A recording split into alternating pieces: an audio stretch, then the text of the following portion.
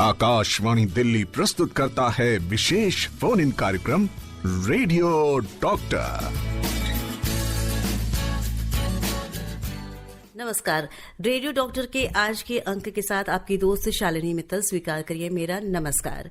श्रोताओं, हर दिन की भांति आज भी आप जुड़ गए हैं ना हमारे साथ, यानी आकाशवाणी रेनबो के साथ अपने ही कार्यक्रम रेडियो डॉक्टर में। तो आ जाइए पास और सुन लीजिए आज का विशेष कार्यक्रम क्या है। आज हम बातचीत करने वाले हैं सार्कोपीनिया पर। जी हाँ, आपको नया सा शब्द लग रहा होगा क्योंकि हमारे बहुत सारे श्रोता इस बीमारी को नहीं जानते हैं, पर आज जरूर जान जाएंगे क्योंकि आज 1 घंटा हम इस विषय पर बातचीत करेंगे। सार्कोपीनिया क्या होती है, किस तरह की बीमारी होती है, what causes sarcopenia and what are the symptoms and cure of sarcopenia. और ये सारी जानकारी देने के लिए हमारे साथ स्टूडियो में हमारे आज के रेडियो डॉक्टर पधार चुके हैं। स्वागत करते हैं डॉक्टर नवल विक्रम का। आप प्रोफेसर हैं department of medicine, AIIMS, new Delhi में। बहुत बहुत स्वागत है डॉक्टर साहब आपका आकाशवाणी के स्टूडियो में। सभी सुनने वालों को मेरा नमस्कार। तो डॉक्टर साहब, जैसा मैंने बताया, हमारा जो ये विषय है, हमारे बहुत सारे श्रोता इस बारे में नहीं जानते हैं, तो हम चाहेंगे कि आज 4 बजे तक हमारे साथ जब तक आप रहेंगे तो इस विषय पर आप संपूर्ण जानकारी हमारे श्रोताओं तक पहुंचाएं। और बहुत सारे हमारे श्रोता हैं जिनकी समस्या कुछ होगी, मिलते जुलते सिम्टम्स होंगे, कुछ जानकारी चाहते होंगे, कुछ समस्याएं होंगी, तो वो हमारे साथ जुड़ेंगे इस कार्यक्रम में फोन के माध्यम से और व्हाट्सएप के माध्यम से। तो हम चाहेंगे कि उनकी जो भी समस्या है, उनकी जो भी जिज्ञासा है इस रोग से संबंधित, वो कृपया आप जरूर उसको सॉल्व करें। तो सबसे पहले मेरा वही प्रश्न जो मुझे लगता है जितने श्रोता जुड़ गए होंगे उनका भी होगा, सार्कोपीनिया क्या है, किस तरह की बीमारी है डॉक्टर साहब? देखिए, सार्कोपीनिया का मतलब जो लिटरली हम देखें तो वो होता है मांसपेशियों की कमी। सार्को मतलब मसल, पीनिया मतलब कमी होना। तो जैसे जैसे हमारी उम्र बढ़ती है, जैसे 20 साल से 30 साल के बीच में जो हमारा मसल है, मास और जो अमाउंट है कहें, वो धीरे धीरे बढ़ के लगभग 30 साल की उम्र पे वो पीक पे पहुंच जाता है। जितना मसल डेवलप होना होता है नॉर्मली जो उस इंडिविजुअल के हिसाब से, वो 30 तक पीक पे होता है। 30 की उम्र के बाद धीरे धीरे ये जो मसल की क्वांटिटी है वो धीरे धीरे हर 10 साल में, हर एक डिकेड में कम होने लगती है। जो रेट ऑफ डिक्रीज होता है वो शुरू में कम होता है, मगर जैसे ही ये 50 या 60 के ऊपर जाता है तो वो और तेजी से गिरने लगता है। जैसे 70 के ऊपर तो इसका रेट ऑफ ये जो डिक्रीज मसल की क्वालिटी है, क्वांटिटी कम होने का जो रेट होता है वो थोड़ा बढ़ जाता है। तो इसलिए ये जो सार्कोपीनिया जो ये नाम आया था, ये बीमारी जब सबसे पहले देखी गई थी, इसका डिस्क्रिप्शन सिर्फ ओल्ड लोगों में था, मतलब 65 साल से ऊपर की उम्र वालों में, कि मसल कम हो रहा है जिसकी वजह से उनको और दिक्कतें होती हैं। मगर ये बीमारी खाली उनमें सीमित नहीं है, ये उसके पहले भी हो सकती है। जी, ये प्रश्न हमारे दिमाग में भी आ रहा था कि ये जो है आपने बोला, ये ओल्ड एज की तरफ ज्यादा इसका मतलब बढ़ती जाती है, जैसे जैसे उम्र बढ़ती है, तो कुछ ना कुछ उम्र से तो इसका रिश्ता है ही। आपकी जिंदगी को और आपके स्वास्थ्य को बेहतर बनाने के लिए ही हम रोज आते हैं रेडियो डॉक्टर लेकर। तो ऐसा नहीं है, कष्ट है, परेशानियां हैं, स्वास्थ्य में भी ऊपर नीचे होता है, लेकिन अगर उसकी जानकारी है और सही सोर्स से आपको जानकारी मिलती है तो वो बहुत आसानी से आप उससे पार पा सकते हैं। तो डॉक्टर साहब, सही कहा मैंने? बिल्कुल सही कहा आपने। तो अब हम आगे बढ़ते हैं। बहुत सारे हमारे श्रोता हमारे साथ जुड़ रहे हैं फोन पे भी और मैसेज के माध्यम से भी। एक श्रोता फोन पे जुड़े हैं, पहले इनको पूछ लेते हैं। Hello ma'am, good afternoon. Good afternoon ma'am, मैं क्वेश्चन पूछना चाहता हूँ। बिल्कुल, आप पूछें क्वेश्चन।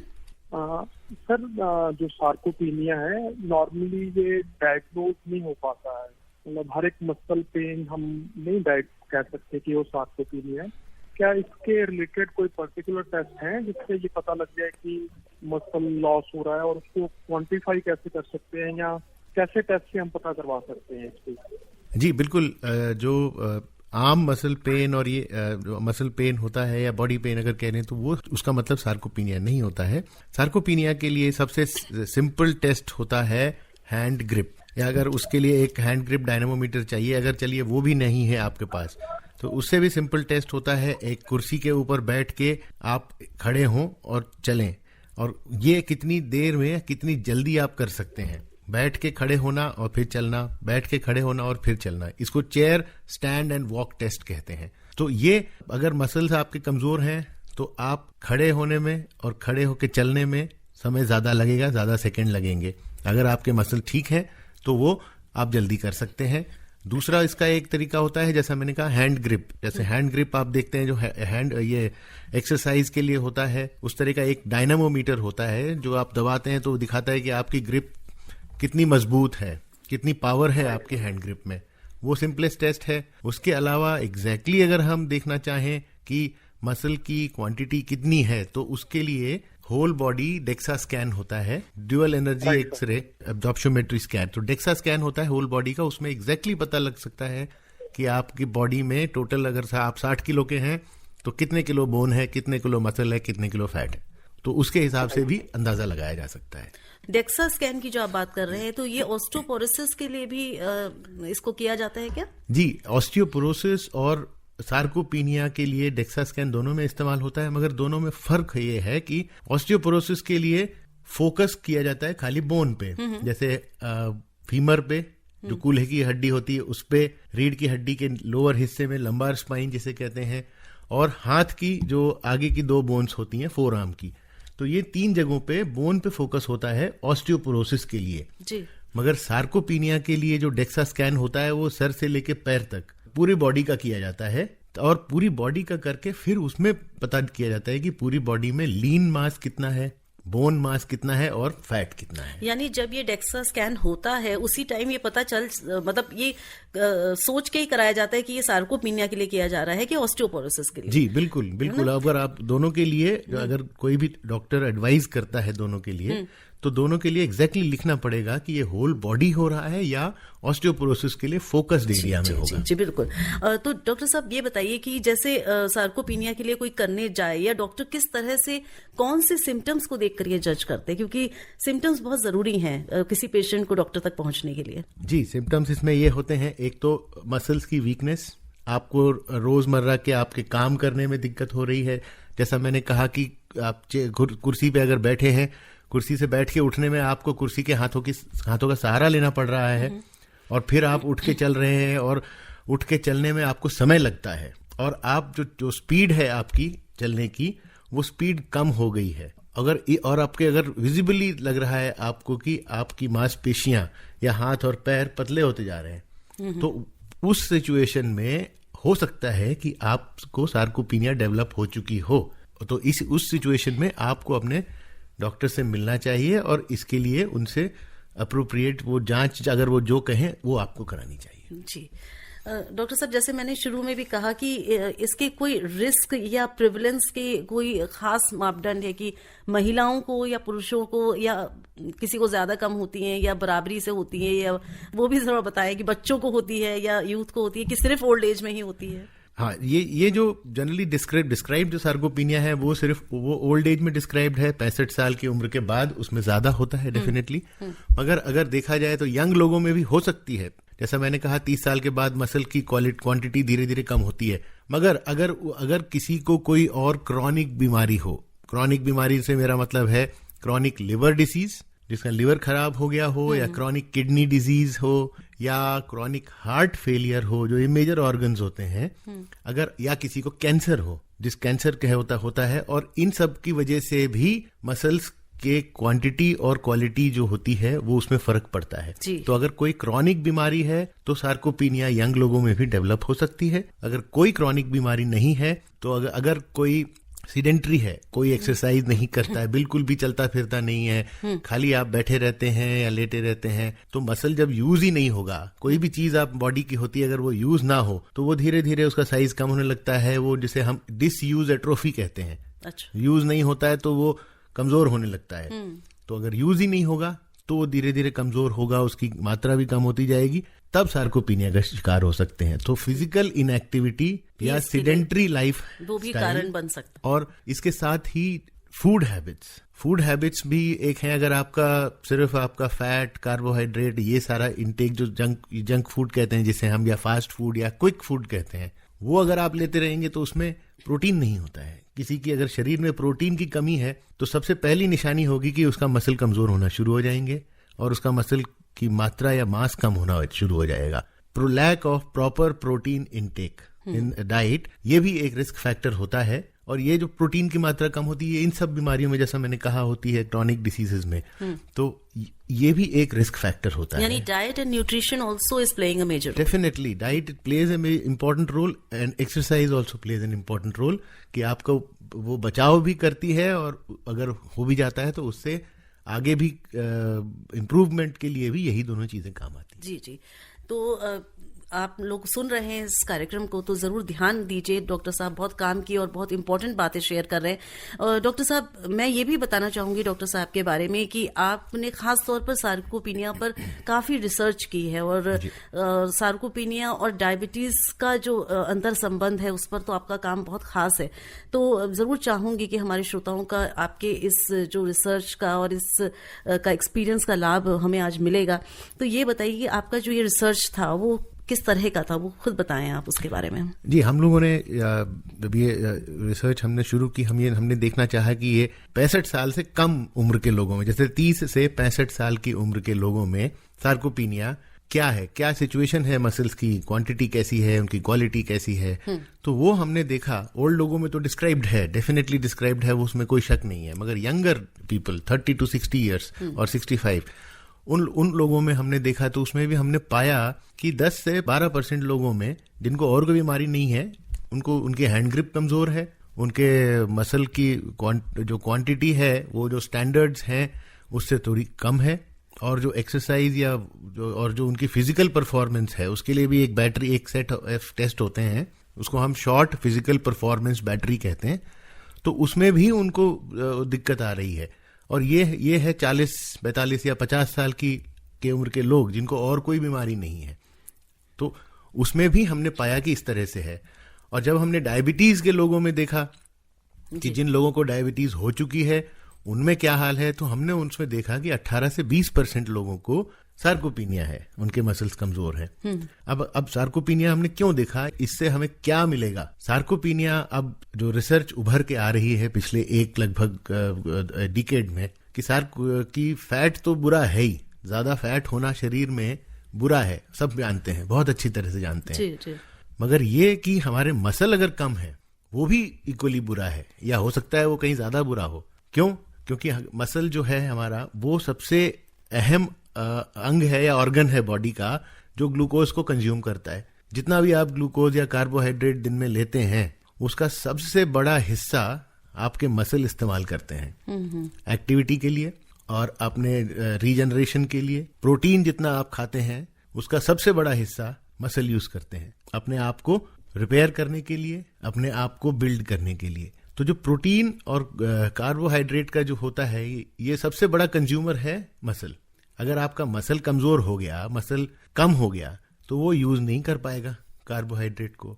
तो ग्लूकोज जितना आप खा रहे हैं शरीर में मसल यूज ही नहीं कर पाएगा, तो बचा हुआ ग्लूकोज कहाँ जाएगा? वो आपके ब्लड में सर्कुलेट करेगा। वो ब्लड में सर्कुलेट करेगा तो वो आपके ब्लड का ग्लूकोज बढ़ाएगा और धीरे धीरे धीरे ये डायबिटीज की तरफ तब्दील हो सकता है। तो सार्कोपीनिया एक रिस्क फैक्टर है डायबिटीज के लिए। ये कई सारी रिसर्च जो कई सारी पॉपुलेशंस में, वेस्टर्न पॉपुलेशन में ये साबित हो चुका है कि सार्कोपीनिया डायबिटीज के लिए एक रिस्क फैक्टर है, और अगर डायबिटीज है तो उसमें सार्कोपीनिया बढ़ जाता है। तो ये एक तरह से वाइसे वर्सा वाली बात है। सार्कोपीनिया डायबिटीज का रिस्क फैक्टर है, डायबिटीज से सार्कोपीनिया वर्सन हो सकता है और उससे डायबिटीज वर्सन हो सकती है। तो ये एक विशेष साइकिल है। और अगर डायबिटीज वर्सन होगी तो आपके हार्ट डिसीज हो सकती है, किडनी पे असर पड़ सकता है, आंखों पे असर पड़ सकता है, तो और भी बहुत सारी चीजें हो सकती हैं। और खास तौर से अगर हम ओल्ड लोगों में देखें, सार्कोपीनिया के कारण कमजोरी आती है, उनको अपने रोजमर्रा के काम करने में कमजोरी आती है, चलने में कमजोरी आती है, और उससे क्या होता है, ओल्ड लोगों में गिरने का डर बढ़ जाता है। गिरने का डर बढ़ता है, अगर जैसे ओल्ड कोई गिर गया तो फ्रैक्चर होने की रिस्क हाई होती है, और अगर कहीं कूल्हे की हड्डी या किसी के फ्रैक्चर हो गया तो बेड रिडन हो जाते हैं। कोई बेड रिडन होता है तो उसकी अपनी कॉम्प्लिकेशंस हैं। तो कहने का मतलब ये है कि एक चीज, सार्कोपीनिया मेटाबॉलिक प्रॉब्लम्स को बढ़ा सकती है, आपके फ्रैक्चर्स का रिस्क इंक्रीज कर सकती है, जिसकी वजह से और भी प्रॉब्लम्स हो सकती हैं। तो सार्कोपीनिया खाली मसल कम होना एक नॉर्मल सी चीज नहीं है, इसके आगे इम्प्लीकेशंस काफी होते हैं। जी जी बिल्कुल। और ये बात अब हमें समझ में आ रही है डॉक्टर साहब, आपने बहुत विस्तार से और बहुत अच्छे से बताया कि किस तरह से ये हमारे पूरे सिस्टम को इफेक्ट कर सकता है।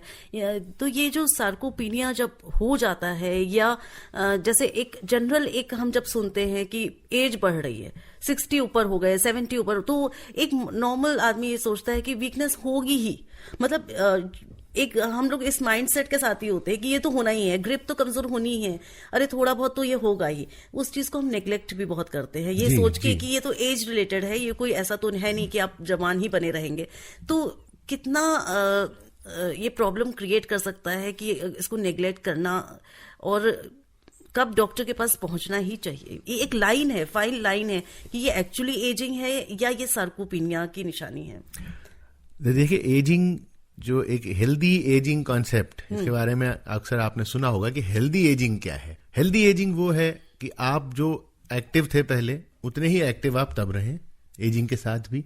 अगर आप जैसे एज बहुत ज्यादा हो गई, 65 के ऊपर हो गई, आप रिटायर हो गए, इसका ये मतलब नहीं है कि आप बैठ जाएं घर में और सब कुछ काम बंद करके बस आप रिलैक्स करते रहें। जी नहीं, फिजिकल एक्टिविटी एक इम्पॉर्टेंट कॉम्पोनेंट होता है। डाइट तो होती है, उसके साथ फिजिकल एक्टिविटी एक इम्पॉर्टेंट कंपोनेंट होता है हेल्दी एजिंग का। अगर आपको, जैसा मैंने पहले कहा कि मसल्स की वीकनेस महसूस हो रही है, पेन नहीं, वीकनेस महसूस हो रही है, और आपको चलने में स्पीड आपको लग रहा है कि आपकी कम हो गई है, आपके मसल थोड़ा वीक हो, ये मतलब पतले होते जा रहे हैं, अगर ऐसा कुछ आपको महसूस हो रहा है तो बिल्कुल आपको इसकी टेस्ट करानी चाहिए। सबसे पहले अपने डॉक्टर से मिलिए, वो आपकी जांच करेंगे, वो आपका टेस्ट करेंगे, और फिर आपको डेक्सा स्कैन और भी बायो इलेक्ट्रिकल इम्पीडेंस एक और मेथड होता है जिससे भी किया जा सकता है। तो वो दोनों तरीके से जो भी होगा वो आपको बताएंगे, और वो करके फिर आगे क्या करना है वो आपको बताएंगे। जी, तो हम एक ब्रेक लेते हैं और उसके बाद वापस आते हैं रेडियो डॉक्टर में। आज हम बातचीत कर रहे हैं sarcopenia causes, symptoms and cure के बारे में, और हमारे साथ हमारे रेडियो डॉक्टर हैं आज डॉक्टर नवल विक्रम। आप प्रोफेसर हैं department of medicine, AIIMS new Delhi में, और मैं हूं आपके साथ आपकी दोस्त शालिनी मित्तल। तो जल्दी से हमें फोन कॉल्स कीजिए और जल्दी से अपने प्रश्न पूछिए मैसेजेस के माध्यम से भी। आप सुन रहे हैं विशेष फोन इन कार्यक्रम रेडियो डॉक्टर। आप हैं कार्यक्रम रेडियो डॉक्टर में, और आज हम बातचीत कर रहे हैं डॉक्टर साहब से sarcopenia causes, symptoms and cure के बारे में। डॉक्टर नवल विक्रम हमारे साथ हैं। और डॉक्टर साहब, अभी हम जब गाना चल रहा था तो हम लोग आपस में बात कर रहे थे, और बहुत सारी चीजें आपने और बताई हैं मुझे, जो मुझे पूछनी है और अपने श्रोताओं तक पहुंचानी है। लेकिन बहुत सारे श्रोता अपने अपने प्रश्नों के साथ भी जुड़ गए हैं, तो क्या करें, पहले उनके प्रश्न ले लेते हैं, है ना? तो ये हमारे श्रोता हैं उमेश कुमार जी, ये लिख रहे हैं, नमस्ते डॉक्टर साहब, मैडम आपको भी नमस्कार। बीमारी को रोकने के लिए क्या करना चाहिए और खाने पीने के लिए कैसे ध्यान रखना चाहिए? हाँ, ये बहुत जरूरी है, क्योंकि मैं यहाँ पे बताना चाहता हूँ कि सार्कोपीनिया का मेडिकल ट्रीटमेंट या कहीं एक गोली खा लें तो ठीक हो जाएंगे या वो हो जाएंगे, वो अभी तक नहीं है कोई। पहली चीज, इसमें डाइट और एक्सरसाइज का सबसे अहम रोल है, सबसे अहम मैं कहूंगा। खाने का, डाइट में देखिए अक्सर हम लोग अपनी भाग दौड़ भरी जिंदगी में खा लेते हैं, अपना पेट तो भर लेते हैं, मगर क्या हम एडिक्वेट न्यूट्रिशन ले रहे हैं? शायद नहीं। हमारे लिए, जैसा मैंने पहले भी कहा कि प्रोटीन, जो प्रोटीन का रिक्वायरमेंट है वो बहुत जरूरी होता है। आम लोगों के लिए जो जरूरी है कि आपके मसल्स जितने हैं उसको मेंटेन रखा जाए ताकि वो खराब ना हो, क्वालिटी ना खराब हो उनकी। मेंटेन रखने के लिए रिक्वायरमेंट प्रोटीन की जरूरी होती है। कितना प्रोटीन दिन में चाहिए? आपका लगभग 0.8 से 1 ग्राम पर केजी, अगर रफली मान के चलें तो अगर आप 50 किलो के हैं तो आपको 45 से 50 ग्राम प्रोटीन दिन में लेना है, रोज, पूरे दिन में। मगर इतना शायद ही किसी का हो पाता हो। हार्डली 5 से 10% लोगों का प्रोटीन इंटेक एडिक्वेट हो सकता है, और ये सिर्फ मेंटेनेंस के लिए चाहिए मसल के। अगर आप मसल बढ़ाना चाहते हैं या मसल बिल्ड करना चाहते हैं, बॉडी बिल्ड करना चाहते हैं, तो यही रिक्वायरमेंट आपका 1 to 1.5 या 1 to 2 ग्राम पर केजी बढ़ सकता है, क्योंकि आप ज्यादा प्रोटीन देंगे तो ज्यादा मसल बिल्ड होगा। मगर वो सिर्फ खास सिचुएशन के लिए चाहिए होता है। आम लोगों के लिए मेंटेन करने के लिए रफली 0.8 से 1 ग्राम पर केजी प्रोटीन इंटेक। और ये भी चीज देखी जाए कि हम कहें कि मैं सारा का सारा प्रोटीन नाश्ते में खत्म कर लूं या सारा प्रोटीन मैं रात में खा लूं, वो भी ठीक नहीं है। प्रोटीन जितना रिक्वायर्ड है वो आपके मेजर मील्स में डिस्ट्रीब्यूटेड होना चाहिए। जैसे अगर आपको 60 ग्राम प्रोटीन चाहिए तो बेस्ट यूटिलाइजेशन बॉडी में, क्योंकि आप बॉडी यूटिलाइज भी तो करेगी, आप ले तो लें 60 ग्राम एक ही बार में, मगर वो बॉडी यूटिलाइज नहीं कर पाएगी तो कोई फायदा नहीं। तो इसलिए 20 ग्राम नाश्ते के साथ, 20 ग्राम लंच के साथ और 20 ग्राम डिनर के साथ, इस तरह से अगर डिस्ट्रीब्यूट होगा तो बॉडी सबसे अच्छे तरीके से उसको इस्तेमाल कर सकती है। जी जी। और तो प्रोटीन इंटेक अच्छा होना चाहिए। कैसे प्रोटीन इंटेक आप करेंगे? अगर आप नॉन वेजिटेरियन हैं तो उसमें कोई दिक्कत नहीं है, आप नॉन वेजिटेरियन लीन मीट है, फिश, चिकन, लीन मीट ले सकते हैं, तो उससे आपका प्रोटीन इंटेक जो है वो पूरा हो जाएगा। वेजिटेरियन अगर है तो वहां थोड़ी सी दिक्कत होती है, वेजिटेरियन सोर्स ऑफ प्रोटीन जो होते हैं वो non vegetarian source of protein की तरह अच्छे से बायो अवेलेबल नहीं होते हैं, तो उसमें और भी चीजें होती हैं, जैसे पनीर है, सोया है और स्प्राउट्स हैं, ये सब चीजें आप उसमें इनकॉर्पोरेट कर सकते हैं। तो प्रोटीन इंटेक सबसे अहम होना चाहिए डाइट में। बाकी चीजें आप लेते रहें, एडिक्वेट जो मिनरल्स और विटामिन होते हैं वो आप एक बैलेंस डाइट लेंगे तो उसमें सारा कुछ आ जाएगा। एक छोटा सा प्रश्न दिमाग में आ रहा है डॉक्टर साहब आपकी बात सुनकर, जैसे हो सकता है बहुत सारे श्रोता ये सोच रहे हो कि प्रोटीन आपने बोला लेना चाहिए, है ना, और अगर आप बढ़ाना चाहते हैं तो और ज्यादा ले सकते हैं जी। तो एक दिमाग में ये बात आती है कि अगर हम प्रोटीन लें अपनी डाइट में, बढ़ा लें, क्या इसका नुकसान भी हो सकता है क्या? क्योंकि कोई भी चीज अति तो किसी भी तरह से कोई नहीं कहता है कि ठीक होती है। तो मान लीजिए मैं प्रोटीन ले रही हूँ and I am very happy कि मैं शायद अब सार्कोपीनिया से ग्रस्त नहीं हो पाऊंगी, तो क्या ये ठीक रहेगा? नहीं, बिल्कुल नहीं, बिल्कुल ठीक नहीं रहेगा, क्योंकि प्रोटीन का जितना रिक्वायरमेंट है आप उतना अगर लेते हैं तो वो बॉडी के लिए हेल्दी है। क्योंकि एक्स्ट्रा प्रोटीन जितना भी आप लेते हैं वो एक्स्ट्रा प्रोटीन बॉडी से एक्सक्रीट या निकलता कैसे है? वो किडनी के थ्रू निकलता है, किडनी से फिल्टर होता है, और जितना एक्सेस प्रोटीन किडनी पे जाएगा उतना किडनी पे लोड पड़ेगा उस प्रोटीन को फिल्टर करने में। जी जी। तो किडनी पे जितना जोर पड़ेगा धीरे धीरे फिर वो किडनी जवाब देने लग जाती है, तो किडनी को अफेक्ट कर सकता है। तो वो किडनी को एक्स्ट्रा जो एक्सेस प्रोटीन इंटेक होता है वो किडनी को अफेक्ट करता है। तो इसीलिए कितना रिक्वायरमेंट है आपका ये उस हिसाब से तय किया जाता है कि आपका गोल क्या है। अगर आपका गोल है टू मेंटेन प्रोटीन, ये मेंटेन योर मसल्स, तो आपका एक सेट है। अगर आपको बॉडी बिल्डिंग करनी है, मसल बिल्ड करने हैं, या किसी इस तरह के स्पोर्ट्स या किसी में आप पार्ट लेना चाहते हैं जिसमें एक मसल आपका ज्यादा होना चाहिए, उसके लिए एक अलग सेट ऑफ न्यूट्रिशन गाइडलाइंस या न्यूट्रिशन इंटेक होना चाहिए। जी, जी। हर एक के लिए वो चीज जरूरी नहीं है कि एक्सेस प्रोटीन लीजिए, आप खूब दिन में प्रोटीन लीजिए और जिम करिए तो फायदा होगा। जी नहीं, वो उल्टा नुकसान भी कर सकता है। तो ये बहुत जरूरी है ये चीज जो आपने अभी मेंशन करी कि ऐसा नहीं है आपने कार्यक्रम सुना और आपने सोचा बस कल से तो मैं प्रोटीन अपना भरपूर लूंगा और बस डॉक्टर साहब ने बोला है तो मैं बिल्कुल फिट रहूंगा। ऐसा नहीं है। जो भी चेंजेस आप डाइटरी करते हैं तो कृपया डॉक्टर से मिल लें, एक बार न्यूट्रिशनिस्ट से मिल लें, डाइटिशियन से मिलकर अपना एक डाइट चार्ट बनवाएं। जैसा डॉक्टर साहब ने कहा कि वो डिस्ट्रीब्यूटेड होना चाहिए दिन भर में।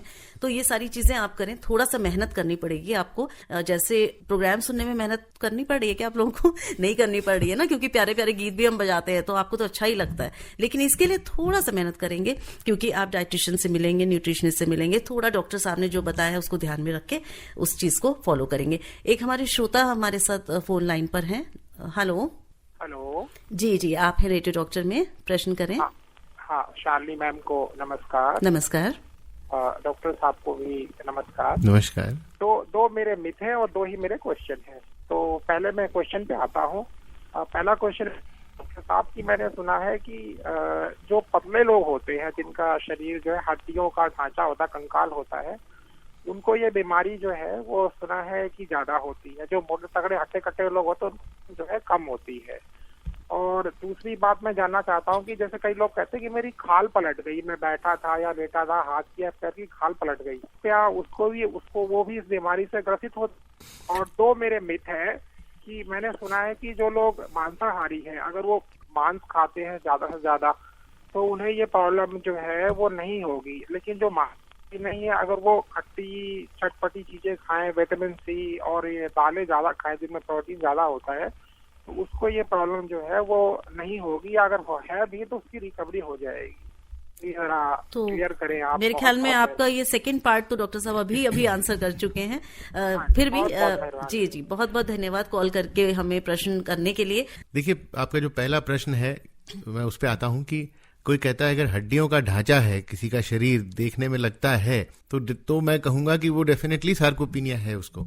अच्छा। और कोई अगर हट्टा कट्टा लगता है उसको नहीं है। कारण क्या है कि सार्कोपीनिया का मतलब है कि आपके मसल की मात्रा कम हो जाना। अगर किसी के बॉडी पे मसल ही नहीं है, बहुत कम है, तो वो शरीर तो हड्डी का ढांचा ही दिखेगा। और अगर किसी के ऊपर शरीर में मसल अच्छे हैं तो वो रिष्ट पुष्ट दिखेगा। तो ये तो बिल्कुल सही है कि कोई रिष्ट पुष्ट है, हाँ मोटा है और कोई पतला है, ये दो अलग चीजें हैं। और कोई एक जैसे हड्डी का ढांचा दिख रहा है और कोई तंदुरुस्त दिख रहा है, ये दो अलग चीजें हैं। अगर कोई मोटा है तो अगर कोई मोटापे से ग्रस्त है तो उसको भी सार्कोपीनिया हो सकता है, क्योंकि वहां बॉडी में फैट ज्यादा होगा, मसल कम होगा। उसके मुकाबले में देखा जाए अगर कोई पतला है, पतला दुबला पतला है मगर उसके मसल अच्छे हैं वजन के हिसाब से, तो उसको सार्कोपीनिया नहीं होगा। यहाँ पे ये बहुत जरूरी है हमें देखना कि हर पतला व्यक्ति सार्कोपीनिया से ग्रस्त नहीं है, और हर हृष्ट पुष्ट दिखने वाला व्यक्ति, वो हो सकता है मोटापे से ग्रस्त हो तो भी आपको हृष्ट पुष्ट थोड़ा लग रहा हो। तो फैट या ओबीज जिसे हम कहते हैं वर्सेस मस्कुलर, ये दो अलग चीजें हैं। ओबीज वाले को सार्कोपीनिया हो सकता है, मस्कुलर वाले को नहीं हो सकता है। जी जी। तो ये आपके पहले प्रश्न का उत्तर है। जो दूसरा प्रश्न आपने पूछा था कि खाल पलट गई है, ये मेरी समझ में नहीं आया कि उसका मतलब क्या है। आप कहना चाहते हैं कि खाल पलट गई है, तो हमें भी समझ नहीं आए ये आपका प्रश्न। और बाकी जो खाने पीने का डॉक्टर साहब इन्होंने पूछा था कि खट्टी चीजें और विटामिन जो खाते हैं उनको नहीं होता है सार्कोपीनिया, नहीं ऐसी नॉनवेज जो खाते नहीं होता। ये तो आपने बताया, ये मैंने जैसे पहले ही बताया था कि प्रोटीन इंटेक आपका अच्छा होना चाहिए। प्रोटीन चाहे आप वेजिटेरियन सोर्स से लीजिए या नॉन वेजिटेरियन सोर्स से लीजिए, जितना आपके शरीर को प्रोटीन चाहिए आपकी एक्टिविटी और उसके हिसाब से, उतना अगर प्रोटीन इंटेक आपका ठीक है, और साथ में एक्सरसाइज भी जरूरी है, वो मैं बाद में आऊंगा उस पे। तो प्रोटीन इंटेक अगर ठीक है तो आप सार्कोपीनिया से बचे रह सकते हैं, या सार्कोपीनिया आपको शुरुआत हो भी जाती है तो फिर वो आगे नहीं बढ़ेगी और इम्प्रूव हो सकती है। जी, हमारे एक श्रोता है, इन्होंने कुछ मिलता जुलता सा ही हमें मैसेज लिखा है। I am Nishu, I am 26 years old, my weight is 39 kg। क्या अंडरवेट होना इसका कोई लक्षण हो सकता है या नहीं? मेरा वेट कभी भी 40 से ऊपर नहीं हुआ। तो ये जैसा आप बता रहे हैं कि बहुत ज्यादा जो दुबले होते हैं तो उनको भी चांसेस तो हैं ना। तो आपको जवाब मिल गया होगा निशु जी। हमें मनोहर लाल गांधी जी ने लिखा है चाणक्य चौक गाजियाबाद से कि 60 प्लस के अलावा आजकल देखा गया है कि 40 और 50 प्लस के लोगों में भी ये बीमारी के लक्षण देखे जा रहे हैं। कम उम्र में काम करने में मन न लगना, चलने में थक जाना, कमजोरी महसूस करना। तो क्या शुरुआती दौर में कोई ट्रीटमेंट या एक्सरसाइज के जरिए इसको बचाया जा सकता है, या कोई सप्लीमेंट या मल्टीविटामिन कारगर हो सकता है?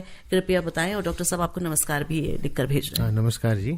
अच्छा, तो जैसा मैंने ये पहले भी कहा है कि कम उम्र में भी देखा जा रहा है, ये हमारे शोध और कई सारे शोध में देखा गया है।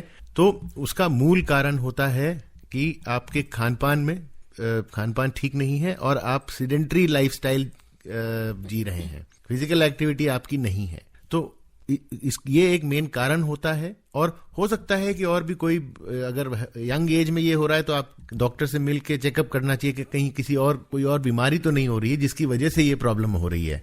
जैसे मैंने पहले कहा, किडनी की, लिवर की या हार्ट की कोई बीमारी है जिसकी वजह से प्रॉब्लम भी हो सकती है। तो उसका अगर चेकअप कराएं, वो सब ठीक है।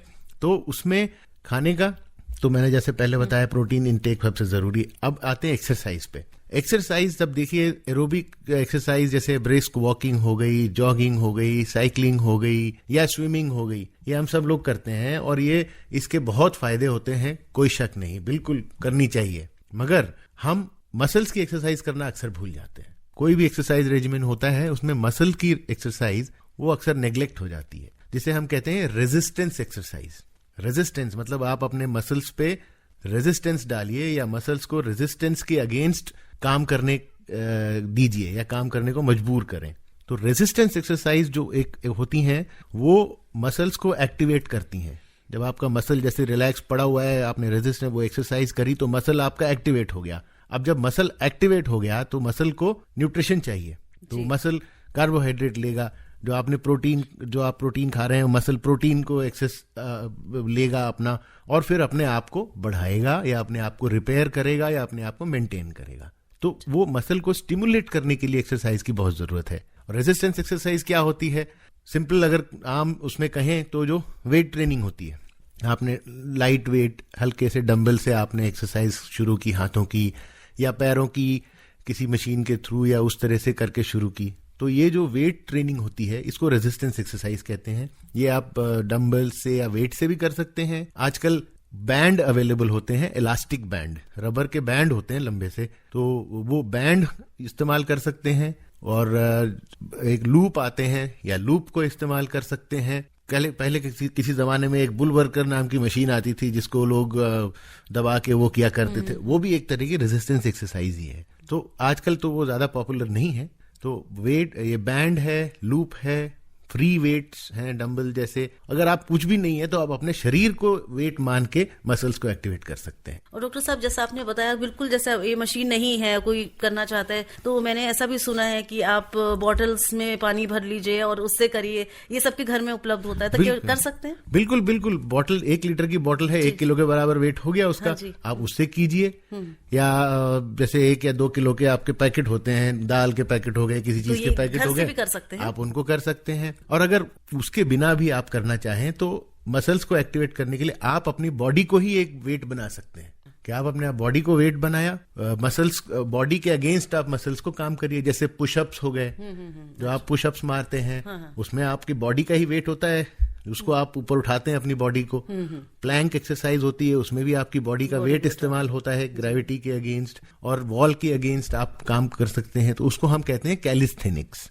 कैलिस्थेनिक्स वो रेजिस्टेंस एक्सरसाइज है जिसमें बॉडी का वेट खुद इस्तेमाल करते हुए मसल्स को एक्टिवेट किया जाता है। तो ये आप वो किसी की गाइडेंस में ही लेकिन करना बिल्कुल बिल्कुल किसी भी एक्सरसाइज, डाइट या एक्सरसाइज जो भी आप करिए, एक गाइडेंस लीजिए, एक्सरसाइज थेरेपिस्ट या फिजियोथेरेपिस्ट की गाइडेंस लेके फिर करिए। क्योंकि अगर आप अनगाइडेड शुरू कर देंगे तो उससे हो सकता है कि आपने ज्यादा वेट कुछ ले लिया या कुछ हो गया, आपके मसल डैमेज हो गया या चोट लग गई आपको, तो वो फिर प्रॉब्लम आ सकती है। इसलिए हमेशा ये न्यूट्रिशन, एक्सरसाइज हमेशा गाइडेंस के बाद कीजिए। जी, हमारे एक श्रोता फोन लाइन पर काफी देर से वेट कर रहे हैं डॉक्टर साहब। हेलो।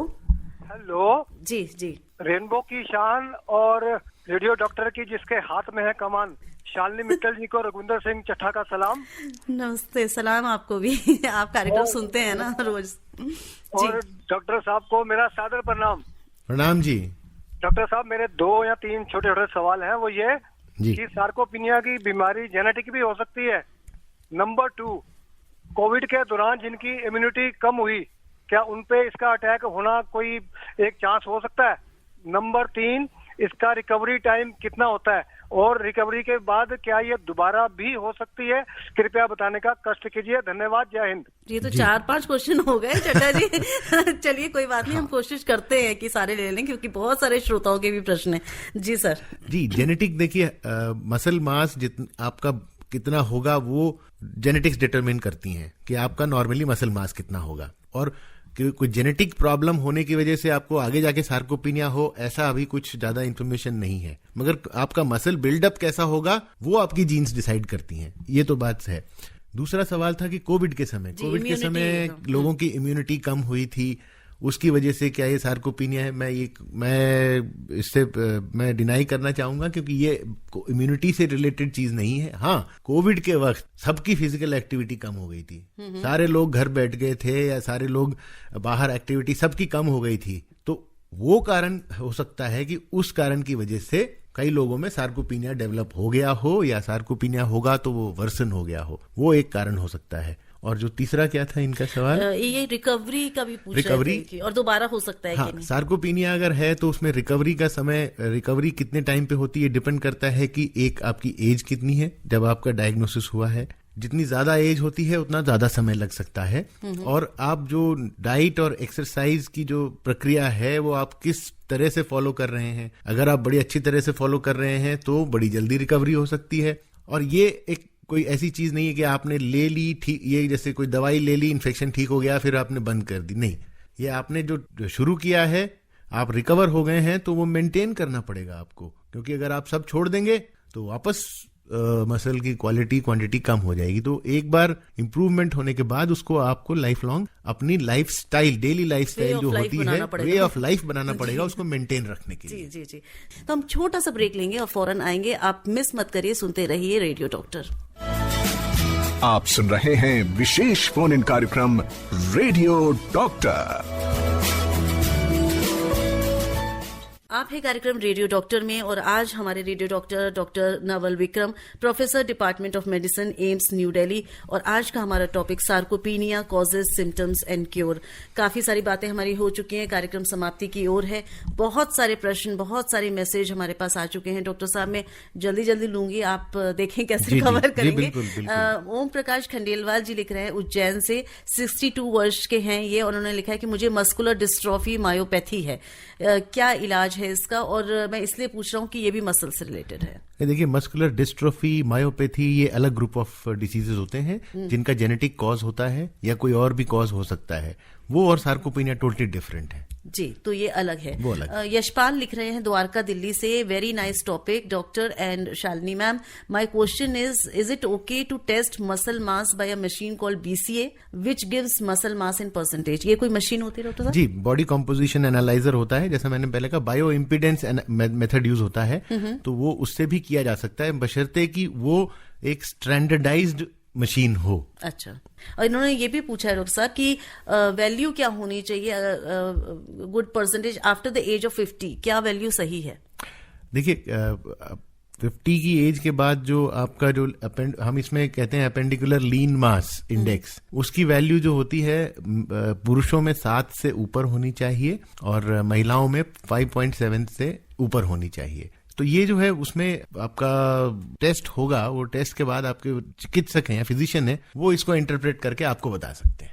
बहुत सारे प्रश्न डाइट पे हैं केंद्रित, तो डॉक्टर साहब मैं कोशिश कर रही हूँ कि मैं सबको इंक्लूड कर लूँ, और कुछ उसमें अगर ज्यादा होगा तो आप प्लीज उसको ले लीजिएगा, हमारे श्रोताओं को निराश मत करिएगा। ये हमारे श्रोता हैं विजय पाटिल, बुरहानपुर MP से लिख रहे हैं कि मैं वेजिटेरियन हूँ, 75 वर्ष का हूँ, मेरा वेट 75 kg वेट है, एज 60 है इनकी और वेट 75 है, तो 75 ग्राम प्रोटीन कैसे प्राप्त करूं प्लीज बताइए, क्योंकि आपने उनको बताया था कैलकुलेशन।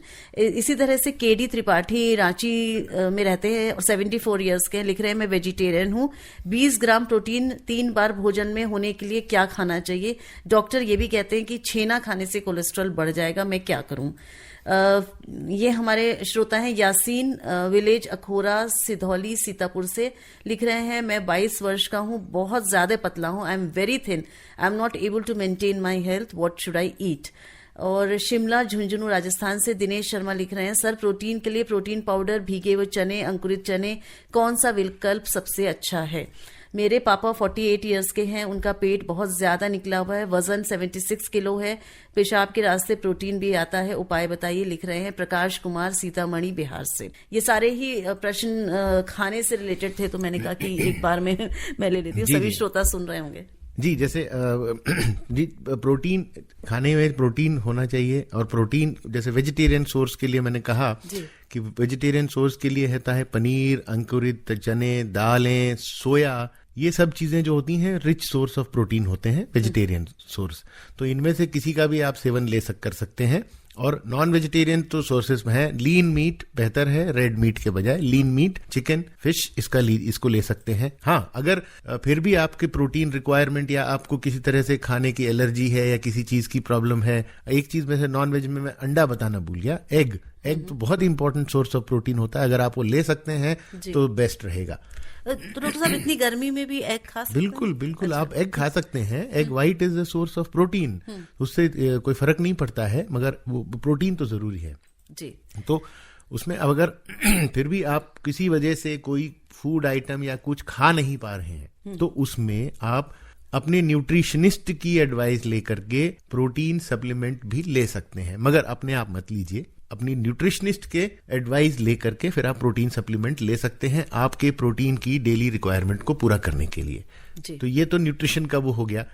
कुछ लोगों ने पूछा है कि वो बहुत पतले हैं और वो उनका वेट नहीं बढ़ पा रहा है, तो उसमें मैं ये कहना चाहूंगा कि ये खाली हो सकता है किसी और बीमारी के लक्षण हो, या आपको मैल एब्जॉर्प्शन की प्रॉब्लम हो, या कोई और हो, तो मैं कहूंगा कि ये आप अपने चिकित्सक से मिलके जांच करवाएं सारी, और तब इसके आगे फिर मैनेजमेंट शुरू हो। जी जी। और किसी ने वो पूछा था कि इनका आई थिंक वेट ज्यादा है और हाँ जी, पेशाब में प्रोटीन जा रहा है, जी, तो जी। मेरे ख्याल से ये किडनी से रिलेटेड समस्या है, तो आप एक किडनी विशेषज्ञ से इसके बारे में सलाह लीजिए। जी हाँ, ये प्रश्न प्रकाश कुमार जी ने भेजा था सीतामढ़ी बिहार से जी, कि उनके फादर की उम्र हाँ, तो वो एक शायद किडनी की प्रॉब्लम लग रही है, तो एक बार किडनी स्पेशलिस्ट या उनसे मुलाकात जी। करें। हमारे एक श्रोता फोन लाइन पर भी हैं। जी। हेलो सर नमस्ते। जी, अपना प्रश्न करें, समय बहुत कम है जी। मैं कह रहा हूँ डॉक्टर साहब, जी मेरी उम्र 75 वर्ष है सर, जी। और सर मेरी श्वास बहुत फूलती है। मैं 100 कदम भी चल लेता हूँ, श्वास फूलती है, और जब आराम करता हूँ, लेटता हूँ चारपाई पे, तो ऐसा लगता है फिर आप दम निकला।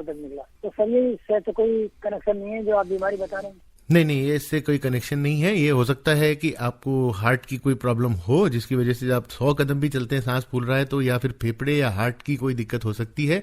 तो आप अपने चिकित्सक या फिजिशियन से इसके बारे में सलाह लीजिए और जांच कराइए जल्दी से जल्दी।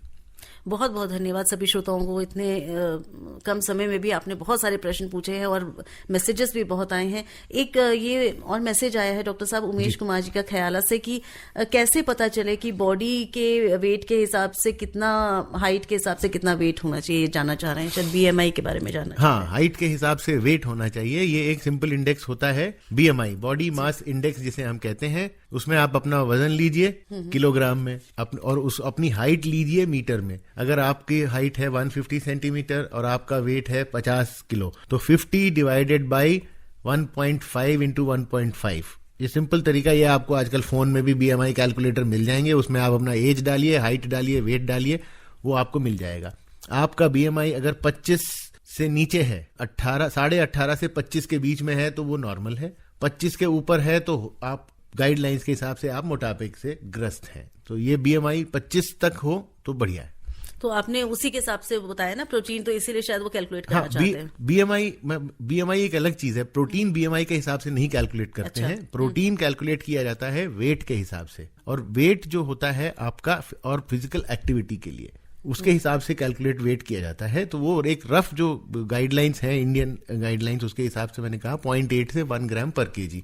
अगर आपका 50 किलो है तो 50 केजी वेट है, तो आपका 45 से 50 ग्राम डेली प्रोटीन इंटेक होना चाहिए आपकी मसल्स को मेंटेन करने के लिए। जी, तो उम्मीद है कि आप सब जो कार्यक्रम सुन रहे हैं, आपको जो प्रश्न आपने डॉक्टर साहब से किए, डॉक्टर साहब ने बहुत विस्तार से सारे प्रश्नों का जवाब दिया है। आप लोगों को काफी कुछ आज इस बीमारी के बारे में पता चल गया होगा। प्रश्न अभी भी आते जा रहे हैं, पर समय क्योंकि बहुत कम है हमारे पास, तो हम चलते चलते डॉक्टर साहब, हम उन श्रोताओं को जो थोड़ी देर से हमारे साथ जुड़े, ये बताना चाहेंगे कि ये सार्कोपीनिया जो आपने बताया, मसल लॉस वाली जो बीमारी है, इसको कैसे प्रिवेंट कर सकते हैं, विच इज वेरी इंपॉर्टेंट।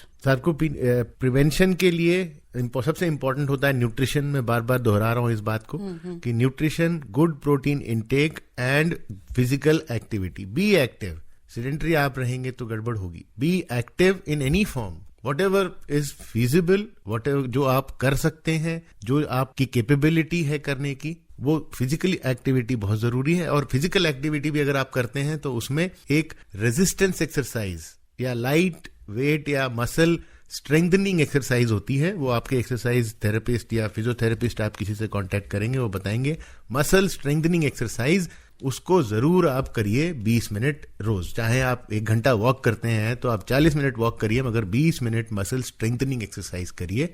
और प्रोटीन इंटेक आपका सही रखिए, और एक्सेसिव जो जंक फूड और ये सब चीजों से बचें, तो आप अपने मसल्स की क्वालिटी और क्वांटिटी को लंबे समय तक मेंटेन कर सकते हैं। डॉक्टर साहब, चलते चलते एक प्रश्न और कि रेजिस्टेंस एक्सरसाइज जो आपने बताया करनी चाहिए, क्या जो अब तक नहीं कर रहा है, मैं अपना ही एग्जांपल ले रही हूँ कि अगर मैं नहीं कर रही हूँ और अब 50 के बाद मैं चाहती हूँ कि इसको मैं शुरू करूँ, तो इससे कोई नुकसान तो नहीं हो सकता? बिल्कुल नहीं। रेजिस्टेंस एक्सरसाइज हमने हमारी खुद की रिसर्च है जो अभी कुछ समय में पब्लिश होने वाली है। रेजिस्टेंस एक्सरसाइज हमने, जैसे मैंने कहा, लूप और बैंड दे करके हमने किया। जिनको सार्कोपीनिया था, 3 महीने के बाद उनका मसल की स्ट्रेंथ इंप्रूव हो गई, उनका जो फिजिकल परफॉर्मेंस इंप्रूव हो गई, और कुछ लोगों में मसल का क्वांटिटी भी बढ़ गई। सिंपल बैंड की एक्सरसाइज से, रेजिस्टेंस एक्सरसाइज 3 महीने के बाद, तो वो कोई भी किसी भी उम्र के लोग कर सकते हैं। हाँ, करने से पहले उनको सिखाया जाए, आपके फिजियोथेरेपिस्ट या एक्सरसाइज थेरेपिस्ट बता देंगे कैसे करना है। वो सबसे इजीएस्ट है, सबसे सिंपलेस्ट है, और हर उम्र के लोग कर सकते हैं, किसी को कोई नुकसान नहीं है अगर प्रॉपर गाइडेंस से की जाए। जी, तो हम बहुत बहुत धन्यवाद देना चाहेंगे डॉक्टर साहब का कि इतने खास विषय पर आज आपने संपूर्ण जानकारी हम तक पहुंचाई है, हमारे श्रोताओं तक पहुंचाई है। आज हमने बात की sarcopenia, causes, symptoms and cure के बारे में। हमारे साथ डॉक्टर साहब रहे doctor Naval Vikram, professor department of medicine, AIIMS new Delhi, और हमने बहुत सी बातचीत करी। उम्मीद है कि ये अंक आपको लाभदायक लगा होगा। अगर आप कुछ लिखना चाहते हैं, कोई फीडबैक देना चाहते हैं, कोई सुझाव देना चाहते हैं, हमें इस कार्यक्रम के बारे में कुछ बताना चाहते हैं या आने वाले कार्यक्रमों के बारे में कुछ बताना चाहते हैं, तो प्लीज हमें मेल पर लिखकर भेजिए healthairdelhi@gmail.com पर। तो जुड़िएगा हमारे साथ कल इसी कार्यक्रम में, इसी चैनल पर, इसी समय पर, और तब तक स्वीकार करें शालिनी मित्तल का नमस्कार। धन्यवाद डॉक्टर साहब। धन्यवाद, नमस्कार। अभी आप आकाशवाणी दिल्ली से विशेष फोन इन कार्यक्रम रेडियो डॉक्टर सुन रहे थे। कार्यक्रम की प्रस्तुतकर्ता थी शालिनी मित्तल।